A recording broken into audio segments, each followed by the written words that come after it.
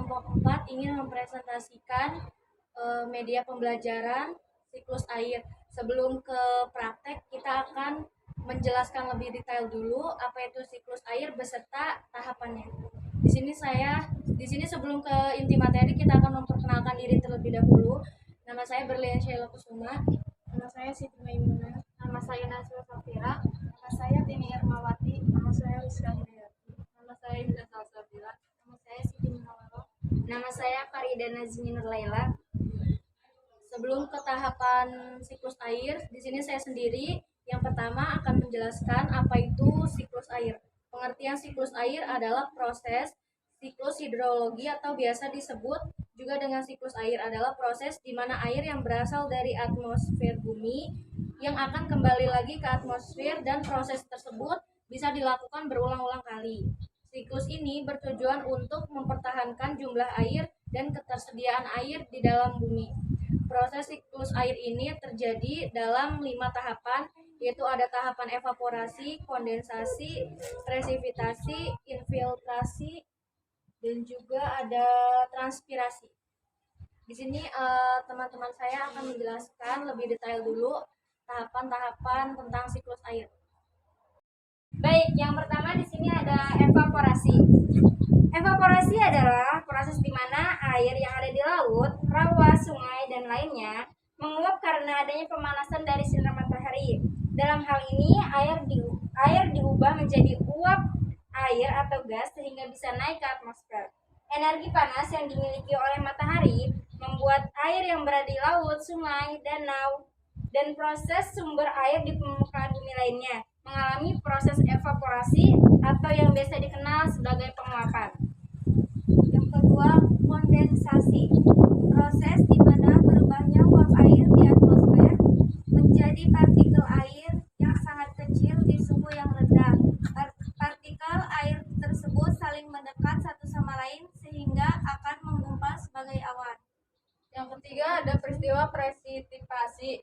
Presipitasi merupakan proses terjadinya hujan yang terakhir. Dengan kata lain, proses presipitasi adalah proses mencairnya awan akibat pengaruh suhu udara yang tinggi. Pada proses inilah hujan terjadi. Butiran-butiran jatuh dan membasahi permukaan bumi. Presipitasi adalah proses mencairnya awan akibat pengaruh suhu udara yang tinggi. Awalnya, awan-awan terbentuk, kemudian tertiup oleh angin, dan mengalami perpindahan dari suatu tempat ke tempat lainnya.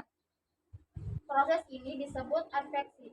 Adveksi adalah proses perpindahan awan dari satu titik ke titik lain dan dalam satu garis horizontal akibat arus angin atau perbedaan tekanan udara. Selanjutnya yang keempat ada transpirasi. Proses ini serupa dengan evaporasi, hanya saja proses penguapan terjadi pada jaringan makhluk hidup seperti tumbuh-tumbuhan. Transpirasi merupakan pelepasan molekul air sebagai hasil metabolisme dari tumbuh-tumbuhan. Pada prinsipnya, keduanya sama karena merupakan proses perubahan zat cair menjadi gas yang akan berkumpul di atmosfer. Selanjutnya yaitu ada infiltrasi. Infiltrasi yaitu merupakan proses masuk atau meresapnya air dari atas permukaan tanah ke dalam bumi. Selanjutnya proses terjadinya infiltrasi.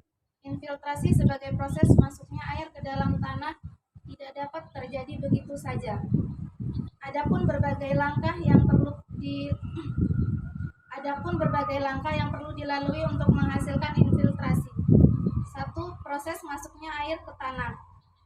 Yang kedua, tertampungnya air ke tanah. Dan yang ketiga, proses mengalirnya air ke tempat lain. Jadi di sini kita akan masuk ke praktek.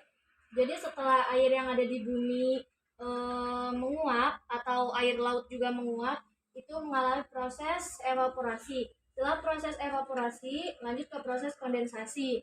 Dan proses kondensasi lanjut ke proses presipitasi. Proses presipitasi di mana air hujan turun ke bumi. Jadi di sini kita akan mencoba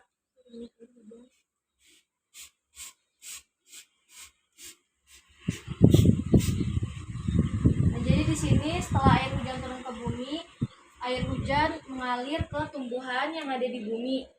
Lalu habis itu air hujan mengalami proses infiltrasi, di mana proses infiltrasi ini cadangan air yang ada di permukaan bumi nantinya akan menguap dan kembali membentuk menjadi awan. Dan jadi seperti ini siklus air tuh berputar terus-menerus dan secara berulang-ulang. Baik, sebelum tutup, saya akan membacakan kesimpulan dari siklus air. Air adalah sesuatu yang sangat dibutuhkan oleh makhluk hidup di bumi. Proses siklus hidrologi atau siklus air berlangsung terus-menerus yang membuat air menjadi sumber daya alam yang terbaharui. Jadi sekian presentasi dari kelompok 4 mengenai siklus air ini. Kurang lebihnya mohon maaf.